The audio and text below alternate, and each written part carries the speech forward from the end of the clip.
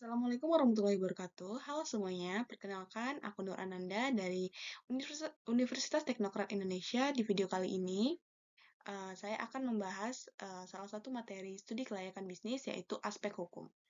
Nah, aspek hukum itu sangat penting karena menentukan apakah sebuah usaha itu layak dijalankan dari sisi legalitas dan sesuai dengan peraturan yang berlaku. Nah, sebelum itu kita akan bahas pengertiannya dulu.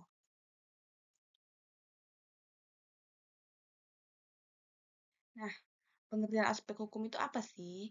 Nah, aspek hukum sendiri dalam studi kelayakan bisnis adalah menganalisis terhadap berbagai ketentuan hukum yang berhubungan dengan pendirian dan kegiatan operasional suatu usaha. Analisis ini dilakukan untuk memastikan bahwa semua kegiatan bisnis berjalan sesuai dengan aturan dan memiliki aset dasar hukum yang kuat dan mendapatkan perlindungan secara legal. Jadi aspek hukum itu menjadi fondasi utama eee, agar bisnis kita tuh nggak melanggar, undang-undang dan bisa diakui oleh, pemerintah gitu. Nah, selanjutnya ada tujuan analisis aspek hukum. Nah, tujuannya sendiri adalah, memastikan bahwa, usaha yang dijalankan itu memiliki izin dan legalitas yang sah.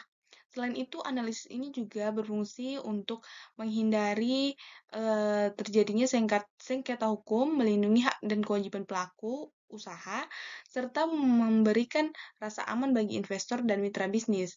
Dengan memahami dan memenuhi seluruh kegiatan dan ketentuan hukum, pelaku usaha bisa mengambil keputusan yang lebih tepat terkait kelayakan proyek dan dari sisi hukum.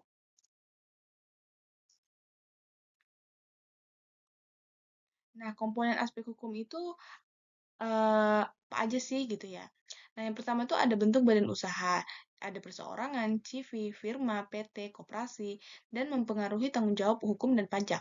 Nah, yang kedua itu ada legalitas dan perizinan usaha, ada NIB, SIU, SIUP, TDP, dan izin domisili, izin lingkungan, dan diperlakukan agar usaha diakui secara sah gitu.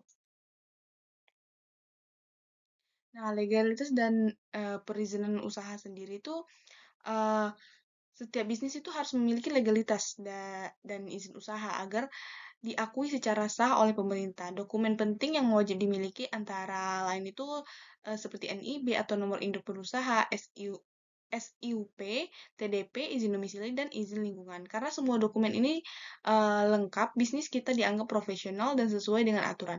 Tapi kalau tidak lengkap, bisa saja usaha kita dihentikan atau kena sanksi hukum gitu. Nah, selanjutnya ada perlindungan hak kekayaan intelektual. Nah, perlindungan hak kekayaan intelektual itu atau HKI juga termasuk bagian dari aspek hukum HKI. HKI melindungi hal-hal penting seperti merek dagang, logo, desain, hak cipta, dan paten produk.